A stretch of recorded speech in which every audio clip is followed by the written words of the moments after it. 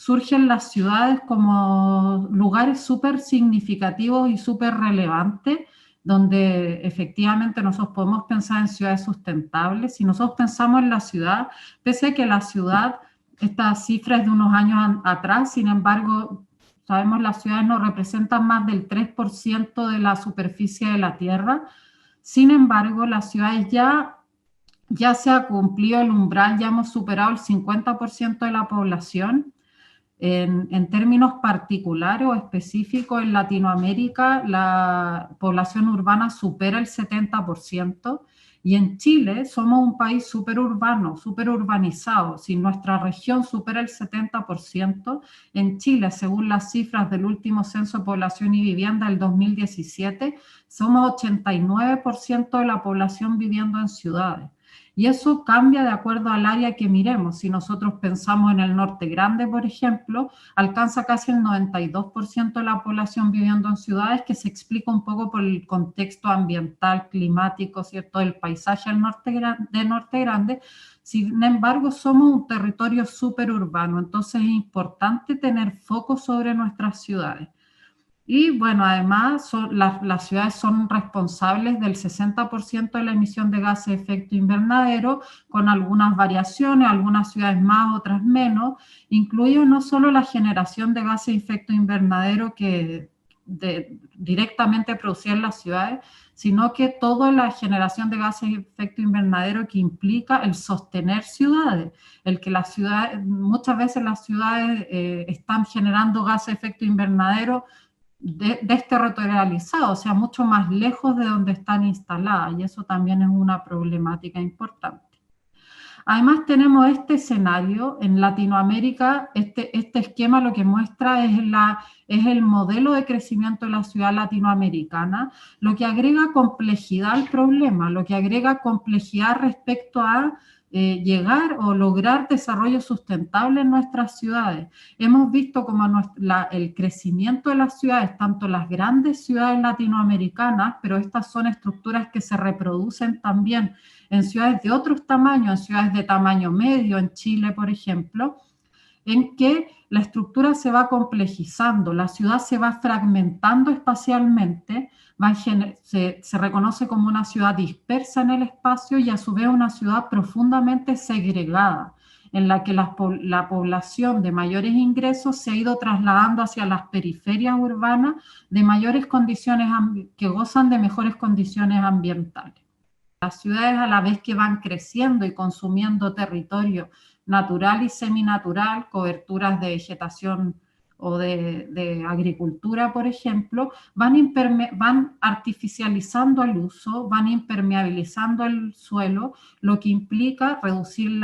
el contenido de humedad en la atmósfera y aumentar la temperatura. Van entonces generando un impacto sobre el ciclo hidrológico, incrementando las temperaturas, desmejorando la calidad del aire. Y además los materiales de construcción en la ciudad tienen una capacidad muy alta de absorber calor, y eso también es lo que explica el aumento de la temperatura al interior de las áreas urbanas. En esta gráfica lo que podemos ver es un esquema entonces de lo que pasa con nuestras ciudades respecto a los entornos rurales. Nuestras ciudades tienen mayores temperaturas. En estudios se ha encontrado que se pueden elevar en promedio entre 2 a 8 grados entre el área urbana y el área rural. Sin embargo, si nosotros observamos esta situación en una tarde de verano en una ciudad mediterránea interior, por ejemplo, podemos observar que las diferencias entre el área urbana y rural pueden superar fácilmente los 10 grados Celsius. Hay algo importante, que muchas veces los datos que nosotros recibimos respecto de las máximas temperaturas alcanzadas en el verano, por ejemplo, los fenómenos de olas de calor intenso, son reportadas en estaciones que se encuentran fuera de las áreas urbanas y que son las estaciones oficiales. Sin embargo, sabemos que al interior de la ciudad podemos encontrar varios grados más. Entonces, eso también es importante entender. si nosotros vemos, podemos observar y mirar la ciudad a escala de la ciudad completa e ir observando los datos, los números que caracterizan nuestras ciudades, los valores promedio. Sin embargo, sabemos que detrás de los valores promedio, de no sé cuántas olas de calor en verano, por ejemplo, que hemos visto que se han ido intensificando en las ciudades chilenas en los últimos años, o cuál es la isla de calor urbana, la diferencia que existe entre la temperatura rural y urbana promedio en una ciudad, o cuál es el porcentaje de viviendas construidas antes del 2000, antes de la norma térmica que determinaba aislación térmica de las viviendas, o después del 2007, en el fondo que ya hay la norma térmica completa de aislación. Sabemos que estos valores, tanto a escala comunal como de la ciudad completa, nos esconden importantes diferencias, ¿ya? Al interior de nuestras ciudades debemos observar las diferencias, no quedarnos solo con los números, porque esas diferencias nos permiten identificar cuáles son las brechas que existen, cuáles son las brechas que tenemos para alcanzar desarrollo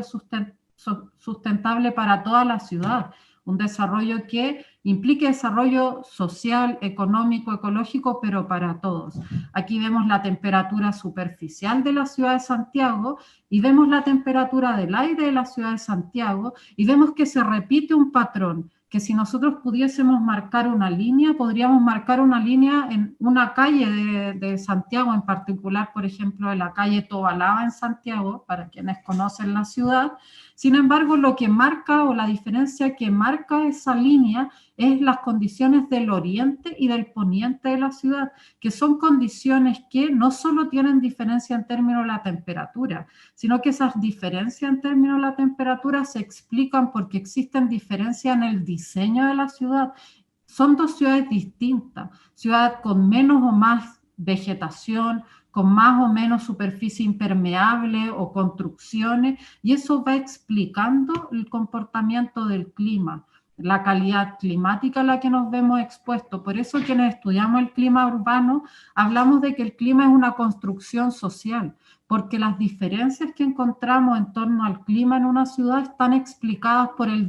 las decisiones políticas, por las decisiones y el poder adquisitivo de quienes están construyendo la ciudad. Entonces eso es significativo. Sabemos que hay variables que podemos controlar y otras que no. Hay variables de base que determinan el clima de la ciudad, sin embargo hay otras que sí son controlables y algunas que tienen que ver con el diseño y la planificación urbana, la cantidad de áreas verdes, los materiales y el color de los materiales que utilizamos, que pueden ser mecanismos que nos permitan ir mejorando las condiciones ambientales y en particular las condiciones climáticas de la población.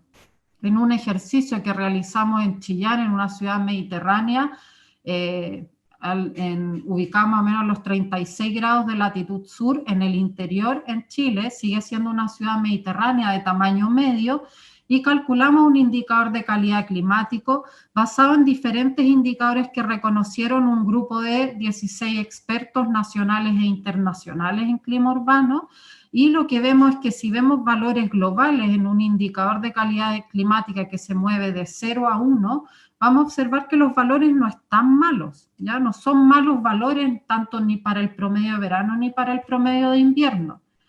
Sin embargo, si observamos, no sé, diferentes valores de días en que la norma de la calidad del aire es superada, en el que los umbrales de concentración de material particulado aumentan, vemos cómo este valor promedio disminuye. Pero más aún podemos observar cuál es la distribución espacial de esos indicadores. Y eso es importante, poder reconocer cuál es la heterogeneidad que tenemos, reconocer que efectivamente hay lugares que tienen mejores condiciones ambientales y climáticas y otros que tienen peores condiciones y que está relacionado con, en general, los niveles socioeconómicos que la población tiene, los diferentes barrios que existen en la población. Entonces, si nosotros hacemos un análisis de cuál es el nivel de calidad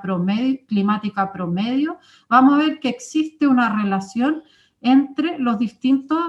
tipos de ciudad que tenemos que conforman una ciudad completa. Y vamos a ir viendo que incluso en los espacios públicos, no solo al interior de las viviendas o de los predios, sino que en los espacios públicos vamos a encontrar diferencias en la calidad climática que ofrece una misma topología si estamos hablando de niveles socioeconómicos distintos, donde el ABC1 es el nivel socioeconómico que mayores ingresos tiene y el grupo E es el que menores ingresos tiene. Entonces eso es importante, la brecha que existe en la ciudad, no solo al interior de la vivienda, que hoy es algo súper significativo, sobre todo en el momento de confinamiento en el que estamos, sin embargo también en el barrio en el que vivimos y la calidad ambiental y climática que nos ofrece.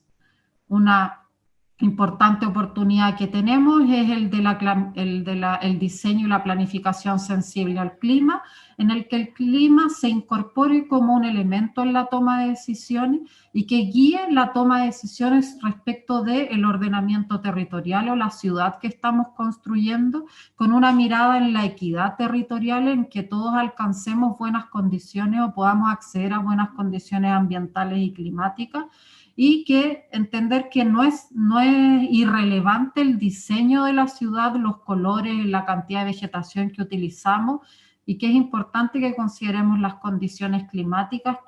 en las que nuestra ciudad se instala y las condiciones particulares del microclima para poder ir tomando decisiones. Muchas gracias.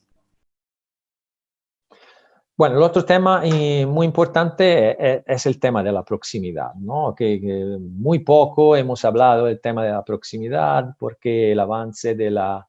tecnología y también la logística, que los sistemas logísticos que han mejorado nos han hecho pensar que las distancias no eran un problema.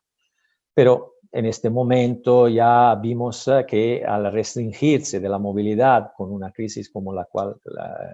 que conocemos en estos días, hemos visto cuánto echamos en falta la proximidad.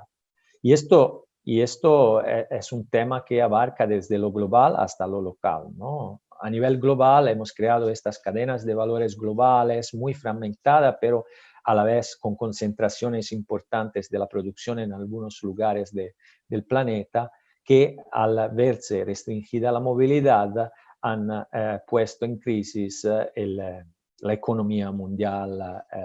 en su totalidad, ¿no? Entonces, estos sistemas basados a nivel global, basados sobre alto grado de movimiento de bienes y personas que solamente se han considerado eficientes simplemente porque no se han puesto dentro de la ecuación las externalidades medioambientales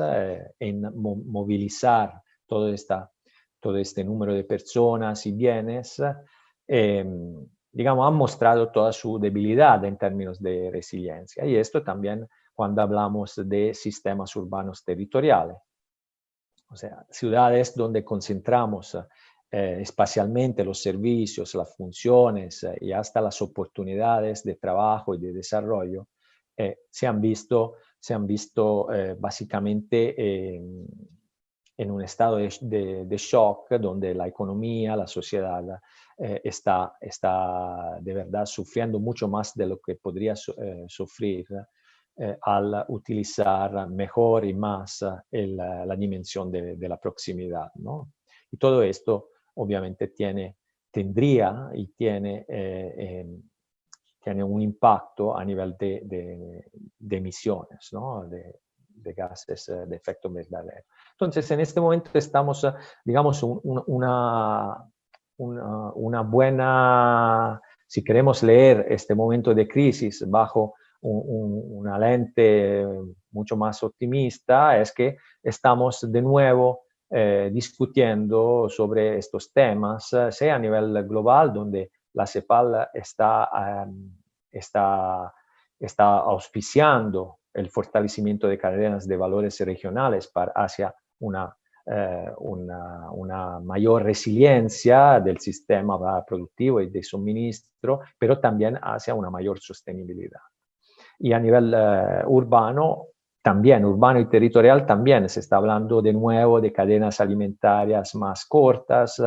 cadenas de producción, transformación más cortas, de servicios más cercanos acercan a las personas y ciudades con más cohesión social debido a este tema al buen manejo del tema de la proximidad, y también hasta barrios productivos y resilientes donde la calidad de la vida también en momentos de crisis como estos puede mejorar. La siguiente, por favor. Bueno, esta es una diapositiva un poco densa, pero en práctica es para decir que estamos de nuevo conversando conceptos como la ciudad de los 15 minutos, o sea, una ciudad donde en teoría en 15 minutos podemos llegar a los lugares de esparcimiento, donde podemos llegar a utilizar nuestros servicios y donde podemos llegar a nuestros lugares de trabajo, etc. Entonces, al aplicar este concepto de proximidad y también, como hemos visto, también el tema de aplicando, ojalá, donde posible, el tema de la conectividad, o sea, utilizando la tecnología para una mejor conectividad que nos pueda reforzar la proximidad aún en contextos donde la proximidad física puede ser más difícil, nos puede dar un impacto importante en las tres dimensiones del desarrollo, o sea, a nivel ambiental, con un utilizo más sostenible de los recursos, menos consumo del territorio, más áreas verdes y espacio público de proximidad, etcétera, etcétera. Y a nivel social lo mismo, o sea, una mayor cohesión social, más oportunidades de empleo de proximidad, hasta la mayor responsabilidad social de las empresas que actuando en los mismos territorios pueden ver esta última reforzada, y el impacto económico debido a la mayor eficiencia agregada.